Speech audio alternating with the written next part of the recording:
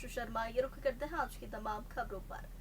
कादर खान और शक्ति कपूर की वह फिल्म बाप नंबरी बेटा 10 नंबरी आपको जहन में होगी, जिसमें एक पिता ही अपने बच्चों को चोरी की वारदात करना सिखाता है और वह दोनों ही एक शातिर चोर हो जाते हैं। ऐसा ही एक मामला इंदौर अन्नपूर्णा थाना क्षेत्र से आया है, जहां पिता अपने बच्चों से चोरी करवाता था और उन्हें अरदास में शामिल किया करता था।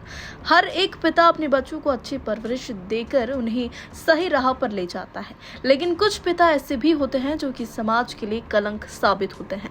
इंदौर अन्नपूर्णा थाना क्षेत्र में एक ऐसा पिता गिरफ्तार हुआ जो कि अपने दोनों नाबालिग मासूम बच्चों को चोरी करना सिखा रहा था और शहर में कई वारदातों में इन बाप बेटों का हाथ था।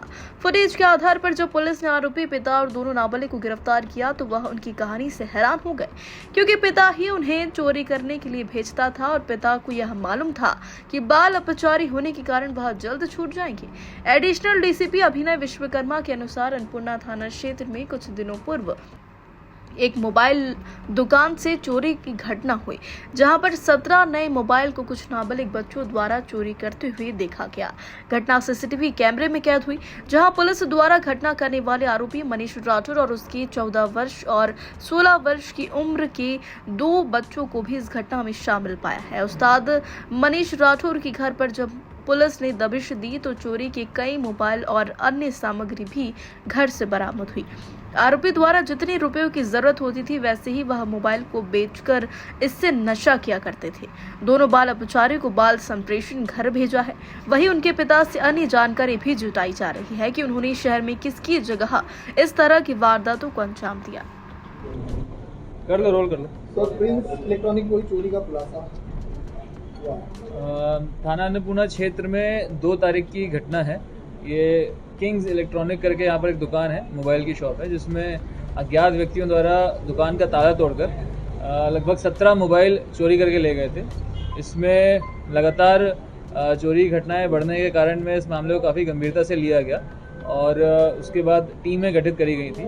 टीम ने काफ़ी मेहनत से लगभग 100 से ज़्यादा फुटेज को खंगाल कर जो आरोपी नज़र आ रहे थे, वो 2 बाल अपचारी समझ में आ रहे थे जो साइकिल पर आए थे, उनको पीछा करते करते उनके घर तक पहुँचे और उनको दबिश देकर उनको पकड़ा गया।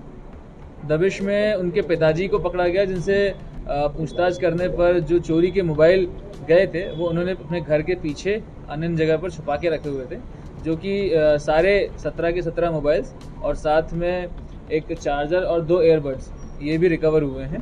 पूछताछ करने पर ये बात सामने आई है कि जो पिता हैं इन 2 बाल अपचारियों के, ये पिता पहले से आपराधिक रिकॉर्ड होल्डर हैं और इनके कई अपराध पहले से पंजीबद्ध हैं।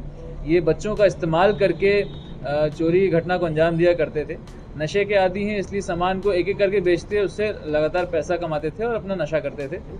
इनका बच्चों की भी कई बार चोरी की घटना करने की शिकायतें हुई हैं, मगर बाल अपचारी होने के कारण कई छोटी छोटी चोरी की शिकायतें हुई थी, जिससे मोहल्ले वाले परेशान थे। इस प्रकार से 3 आरोपियों को गिरफ्तार किया गया है, जिनसे चोरी किया गया सारा मशरूका बरामद किया गया। सर किसी गैंग से जुड़े हुए थे जो पूर्व में गैंग सक्रिय हुआ करता था, साथी गैंग जो बोलते थे तो बच्चों ने चोरी करवा दी, ऐसा कोई कनेक्शन सामने आया? जी, कड़िया सासी गैंग से जुड़ा हुआ कनेक्शन तो अभी तक कोई सामने नहीं आया है। ये यहीं लोकल रहने वाले हैं।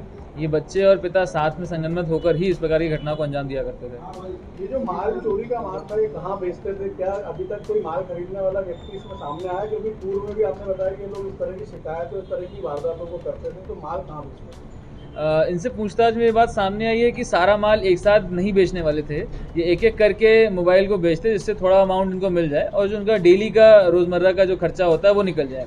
तो ओवरऑल ऐसा गैंग या गिरोह की तरह ऑपरेट नहीं करते हुए ये एक एक करके इसको बेचने वाले थे।